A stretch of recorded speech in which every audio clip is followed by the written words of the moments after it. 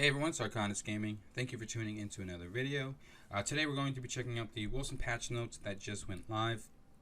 So patch 1.0.5.0, and I did skim it a little bit, and I can tell you they gutted an ability, but they're buffing a whole different kind of build. So we'll see a lot of interesting things happening. I'm glad they are doing some quality of life fixes. So it's good that they're trying, but at the same time, I feel like they're rushing into it and not really thinking about the consequences to them changing some things. But I'm not a game developer. What do I know? But we're going to be taking a look from the top to the bottom for the patch notes, go over the important things that I see. Again, I'm not going to sit here and know everything, every piece of information that's on the patch notes. I'm just going to go over what I understand the most and what's affecting me. But if you have any clarification or opinions about the patch notes, let me know in the comments below. If you disagree or share some, I'd love to hear it. But the first change or fix from the general tab here, characters' incorrect gold values and primordial affinity resulting from bug exploits have been restored to a normal value. So if you were exploiting, it's now fixed to what you had before. You may have lost some, may have gained a little bit, but I'm glad that they fixed this. So those who were exploiting would not have that anymore, and hopefully they fix the exploit. I don't know how that exploit happened or what it is, but hopefully they fixed it. I did see that people who weren't exploiting got affected by it. I'm not sure. They could be lying and just complaining, but I'm glad they took care of that. Fix an exploit allowing players to stack temporary productivity bonuses. Now, I know there are productivity bonuses you can have by completing missions, but I didn't know stacking them was an exploit. I thought it was just something that you can stack, but I don't think I've experienced this, so that's pretty weird. It is now possible to put a unique item in the Transmutation Forge. This is good because if you would do that, the item would be deleted. So it's good that they're not even having you have the option to lose your item, because some people just playing may think, they don't see this and they may think you can change a unique to another and lose the item. Maybe they're only unique, so that sucks. So glad they're fixing that. That's really good. I've lost a couple uniques, so it is what it is, but the uniques aren't that great in my opinion in the game so far. Fix issues happening when switching to online to offline mode. Cool. Let's see, some more cosmetic stuff. This right here I've been affected by a bunch of times. Fix the bug leading the player to turn very slowly after leaving a secondary dungeon. I always thought this was funny. Nothing game breaking, it's just something funny that happened. So it's cool that they fixed it. Wouldn't have cared either way. A lot of force shield issues they fixed. When you would get hit by a barrel, it'd go straight through your force shield, so it's good that they fixed that. And then this one right here as well was annoying. So as you know, the stash and the merchant are right next to each other, and when you go in between, it bug a little bit. You'd have to like relog and things like that. So good thing they fixed that. More force shield stuff. Again, my knowledge in the game, or the builds that I messed with, was physical damage or material damage, blade storm. They're pretty much just material damage stuff, crit damage, crit, and things like that. So all the caster stuff and force shield stuff I really haven't messed around with, so excuse my ignorance on the force shield stuff, but I just haven't played with it.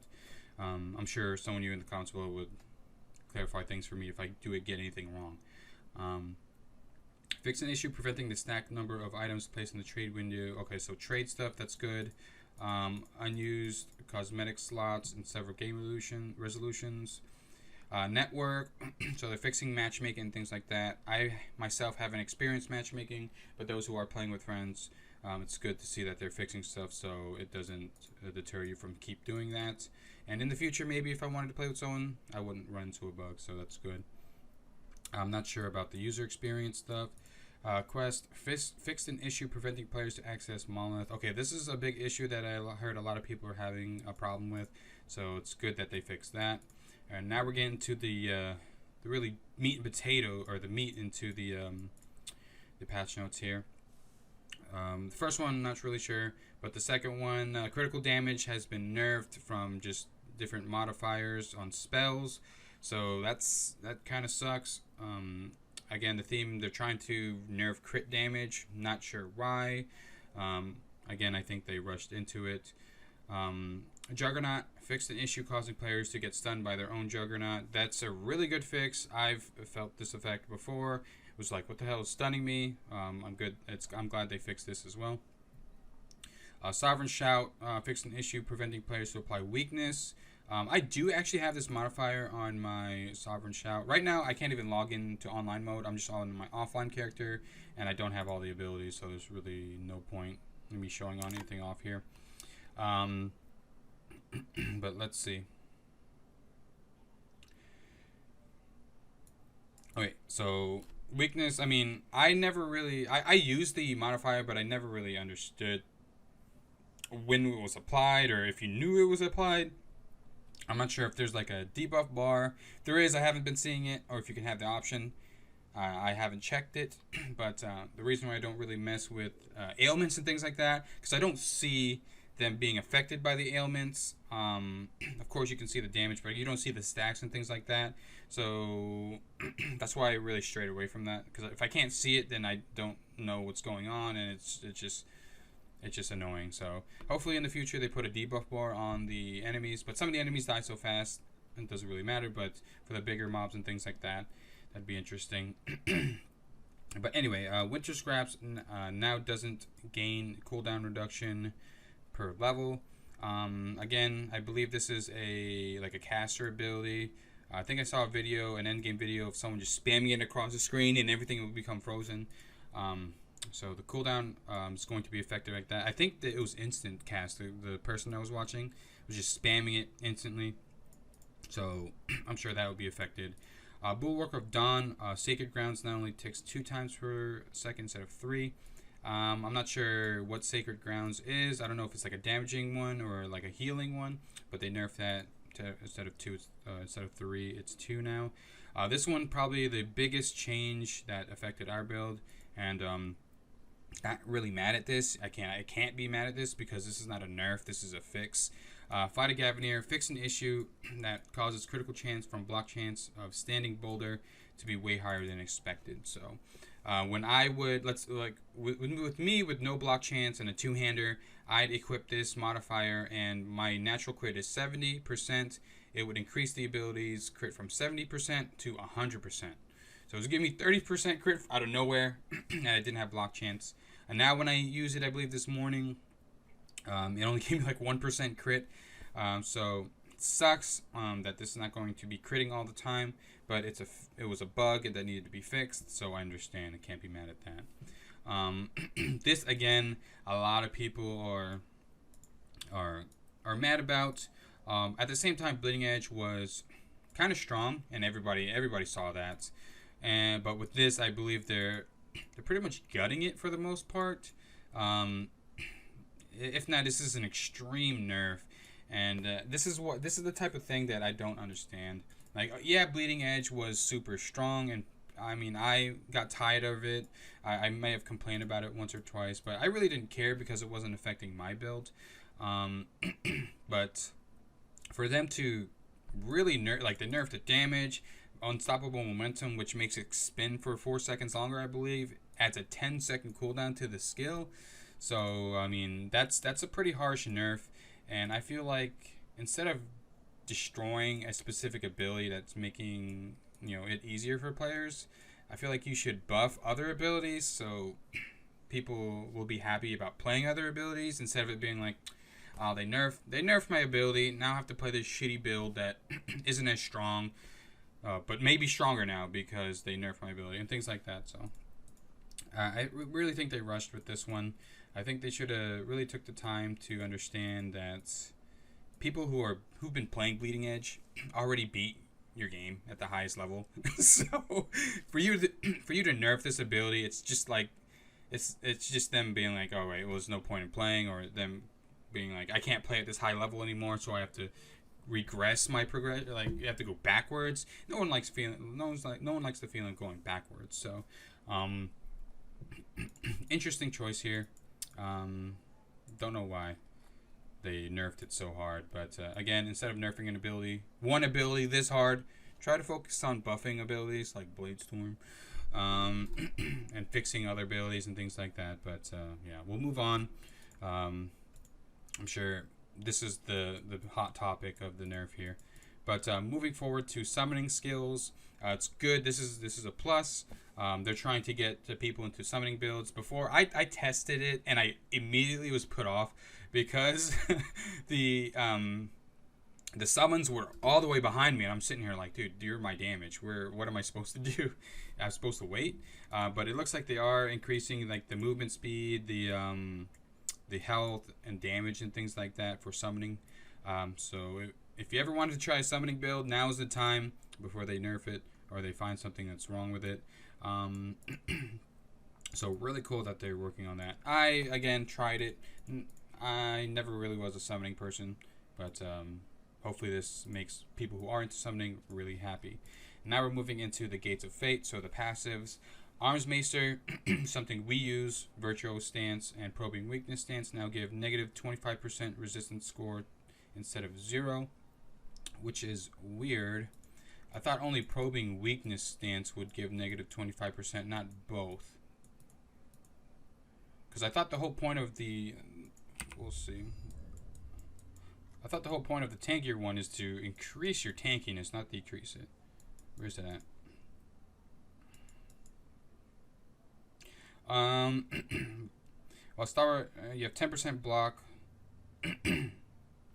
So this is weird. So 10% block chance, 25% block efficiency, excuse me, at the cost of 25% of your attack and spell damage.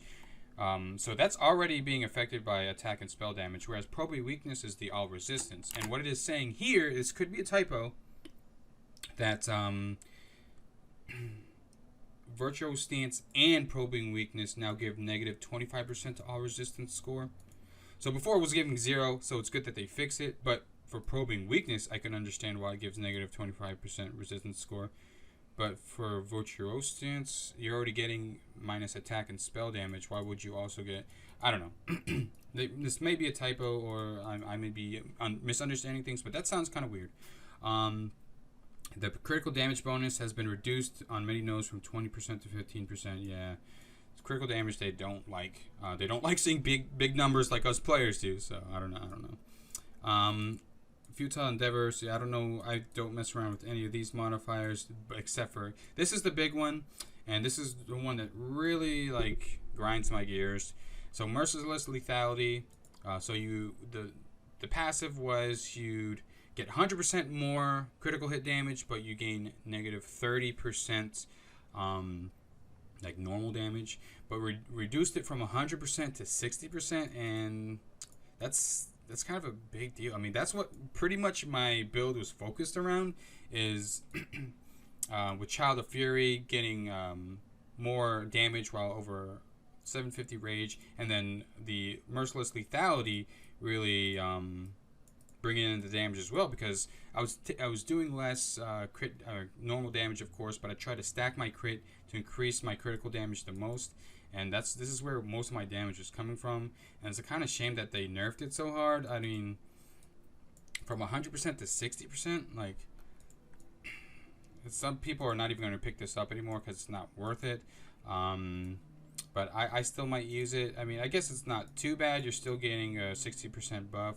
But for a build like mine, which is focused on Bladestorm and Flight of Gavineer, you could see why I'm kind of salty.